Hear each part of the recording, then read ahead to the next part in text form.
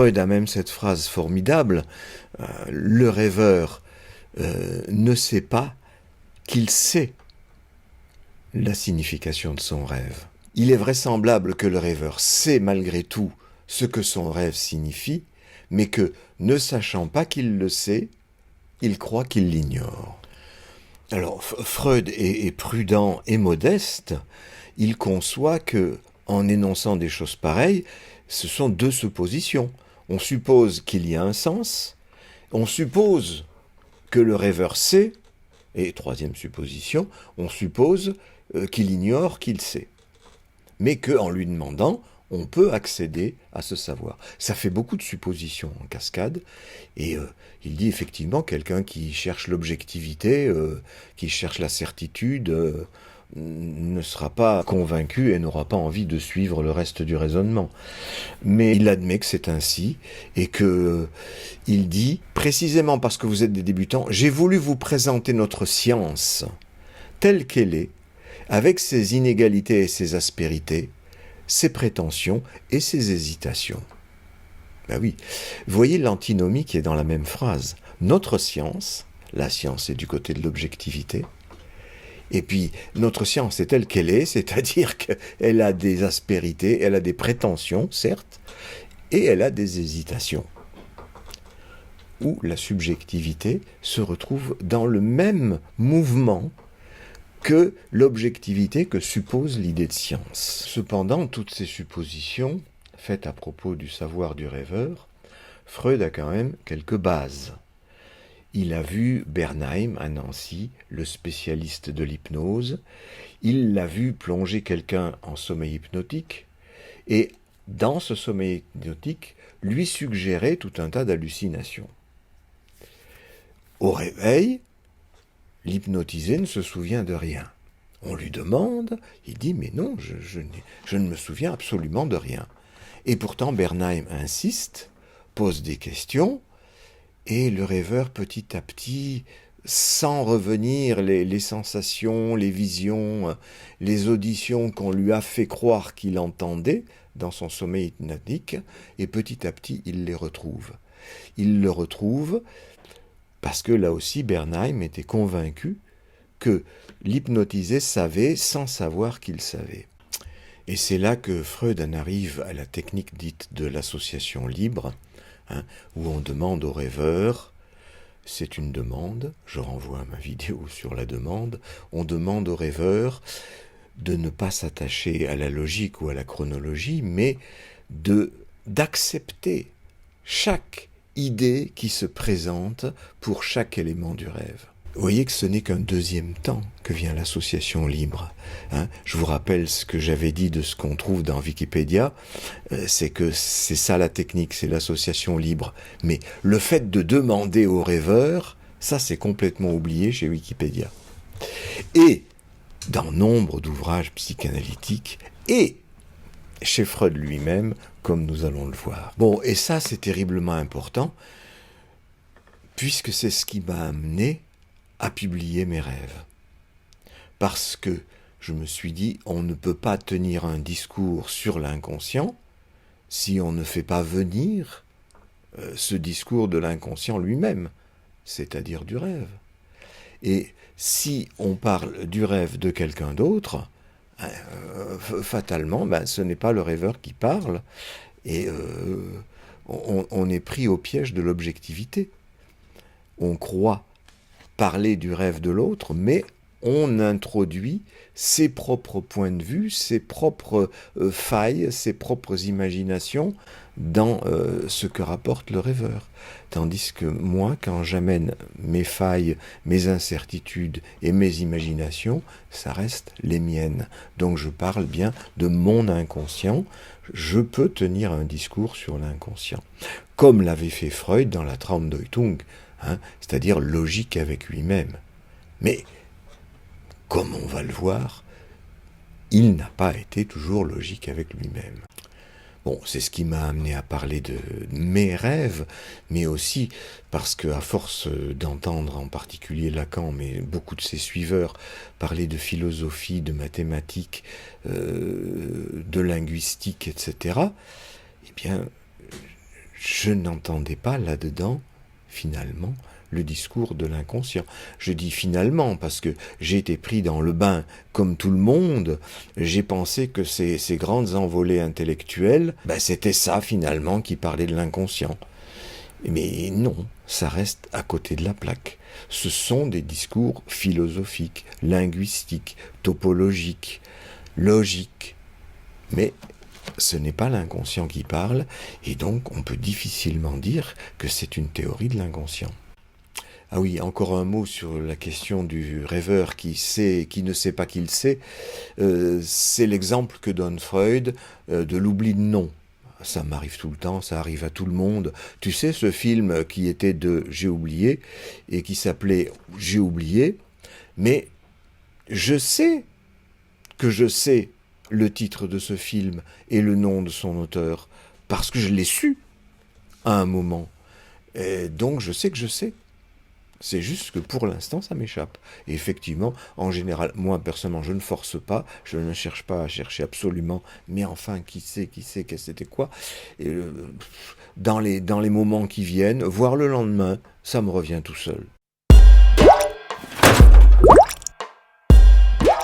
Ensuite, Freud se livre à une démonstration avec une série de rêves de patients, comme il dit. Il n'a pas encore le terme d'analysant, puisqu'il se considère encore comme médecin.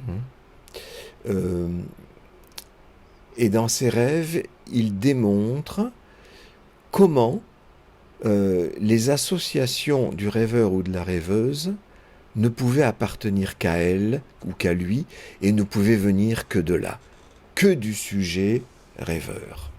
On ne pouvait pas savoir que ceci ou cela, il fallait faire confiance au rêveur, qui savait, lui ou elle. Et puis, il en arrive, toujours dans cette même souci de démonstration, au rêve suivant d'une dame encore jeune, dit-il. Je vous le raconte par le menu. Elle se trouve avec son mari au théâtre, une partie du parterre est complètement vide. Son mari lui raconte qu'Élise et son fiancé auraient également voulu venir au théâtre, mais ils n'ont plus trouvé que des mauvaises places. 3 places pour 1,50 florin. Ils ne pouvaient pas accepter, elle pense d'ailleurs que ce ne fut pas un grand malheur. La rêveuse raconte qu'effectivement, il y a des éléments objectifs, comme on l'a vu dans les exemples précédents, à savoir que la veille, son mari lui racontait que la fameuse Élise, une amie qui a le même âge que sa femme, vient de se fiancer. Le rêve, dit Freud, constitue donc une réponse à cette nouvelle. Voilà, cette amie, Élise, vient de se fiancer. Bon, il est clair que personne d'autre n'aurait pu deviner cela. C'est la rêveuse qui sait.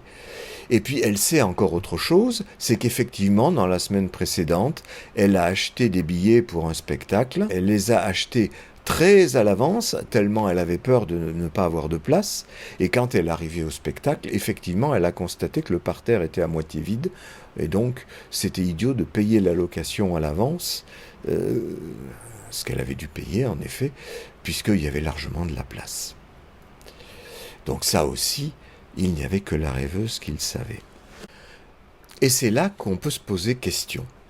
Parce qu'effectivement, Freud a fait confiance à la rêveuse pour donner les éléments explicatifs de son rêve, les éléments objectifs, c'est-à-dire les idées, les événements qui se sont passés la veille ou la semaine précédente.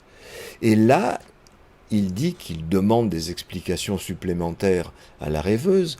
Pourquoi elle prend 3 places au lieu de 2 ? Pourquoi 1,50 florin ? Pour 1,50 florin, elle donne une explication, mais passons. C'est aussi un élément objectif de la vie de veille. Et il dit à ce moment-là, le peu qu'elle nous a dit suffit largement à nous faire découvrir les idées latentes de son rêve. Ce qui doit attirer notre attention, c'est que dans les communications qu'elle nous a fait à propos de son rêve, elle nous fournit à plusieurs reprises des détails qui établissent un lien commun entre les différentes parties. Ces détails sont tous d'ordre temporel. Les billets, elle les a achetés trop tôt. Sa belle-sœur s'est empressée de porter 150 florins reçus en cadeau de son mari chez le bijoutier pour le transformer en bijoux. L'amie, Élise, de 3 mois seulement moins âgée qu'elle, vient de se fiancer, alors qu'elle est déjà mariée. Et donc, Freud en aboutit à cette conclusion, et là, il ouvre des guillemets, et il fait comme si la rêveuse parlait, et la rêveuse dit « Ce fut absurde de ma part de m'être tant hâtée à me marier. Je vois par l'exemple d'Élise que je n'aurais rien perdu à attendre. » La hâte est représentée par son attitude empressée à acheter les billets trop à l'avance. Elle s'est acheté un mari trop à l'avance. Ben oui, mais là, Freud fait un saut entre les éléments objectifs qu'a amené la rêveuse et l'interprétation qui n'est pas amenée par la rêveuse. Visiblement, c'est Freud qui opère cette reconstruction. Donc il y a une limite qu'on pourrait appeler le saut de l'interprétation que Freud fait par rapport au savoir que la dame ne savait pas qu'elle savait. Mais l'interprétation, elle ne sait pas non plus qu'elle la sait, mais Freud croit savoir. Ça ne peut que nous amener à nous poser de questions. À partir de quel moment on peut intervenir dans l'interprétation ou pas? Alors, Freud dit cette interprétation à la rêveuse et Freud dit, notre patiente approuve notre interprétation, mais elle s'en montre étonnée. Oui, elle ignorait qu'elle eût si peu d'estime pour son mari. Elle ne le savait pas. Mais oui, mais là, c'est un savoir que Freud lui communique. Ça pose quand même question. Alors, par la suite, en examinant les rêves d'enfants, puisque c'est le chapitre suivant, Freud en arrive à la conclusion que le rêve est à la fois la réalisation d'un désir et il assure une fonction de conservation du sommeil. Comme il dit, souvent les gens disent qu'est-ce que j'ai mal dormi cette nuit, c'est à cause de mes rêves. Et il dit non, c'est le contraire. S'il n'y avait pas eu les rêves, on n'aurait pas dormi du tout. Comme dans les exemples de sonneries qui viennent s'inviter dans le rêve, sonnerie du réveil par exemple, eh bien, pour ne pas se réveiller, j'inclus la sonnerie du réveil dans mon rêve, et de cette façon, je peux continuer à dormir quelques secondes, parfois quelques minutes, et parfois il y a des gens qui disent « j'ai pas entendu mon réveil », et qui se réveillent 2 ou 3 heures après. Effectivement, le rêve est comme ça un gardien du sommeil. Il permet de dormir. Ça, c'est tout à fait juste. Réalisation du désir, sans aucun doute, de temps en temps.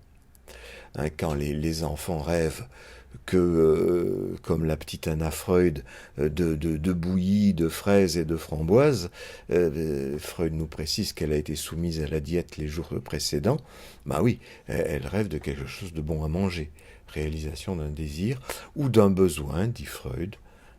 Quand on a soif, on peut rêver qu'on trouve de l'eau. Moi, très souvent, quand j'ai besoin de pisser, je rêve que je suis en train de chercher une pissotière.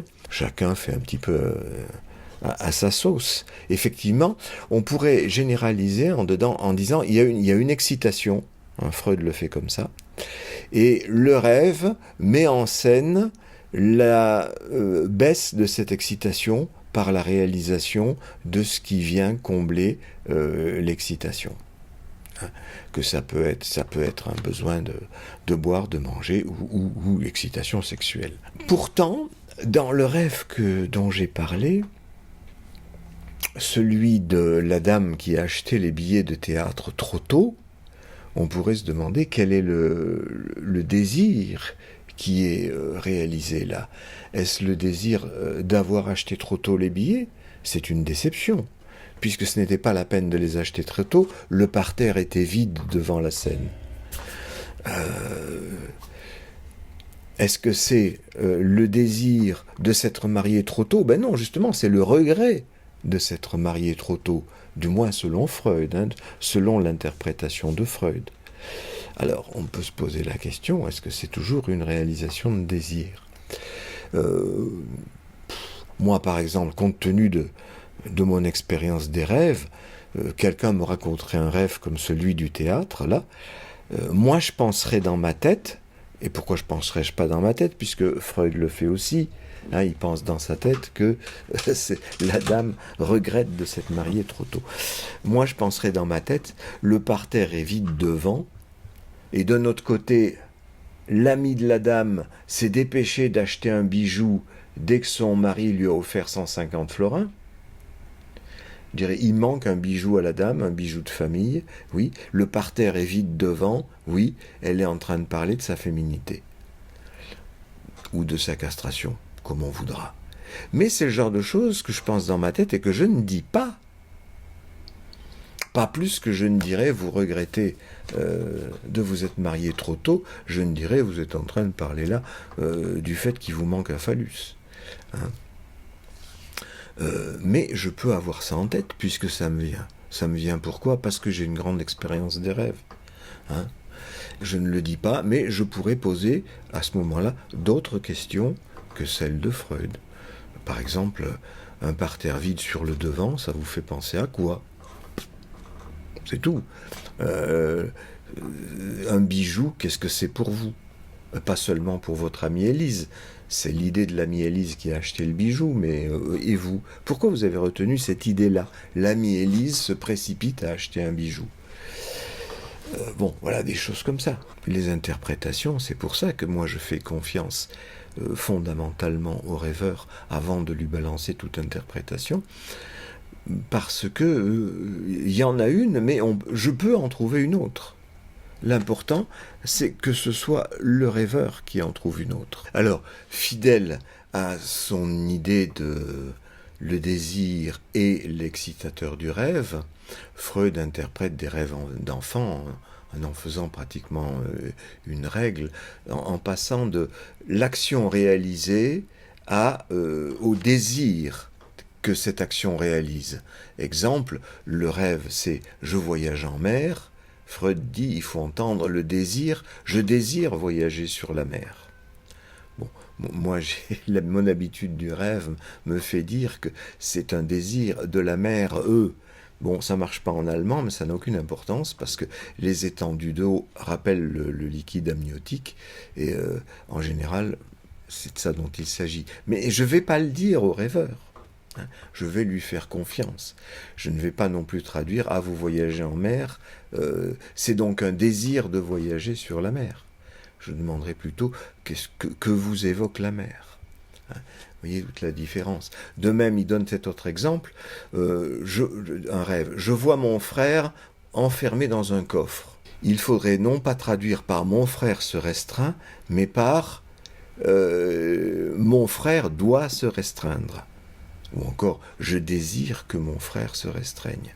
Sauf que moi, ce que j'entends, quelqu'un qui me dit je vois mon frère dans un coffre, je pense surtout mon frère dans un cercueil, j'ai envie de tuer mon frère. Mais je ne le dirai pas. Ce sont des choses qui sont trop difficiles à entendre, mais c'est l'étape ultérieure de l'interprétation du rêve, mais dans laquelle je vais investiguer plutôt que de donner la solution, toujours, en faisant confiance au rêveur, plutôt que lui donner une interprétation quelconque.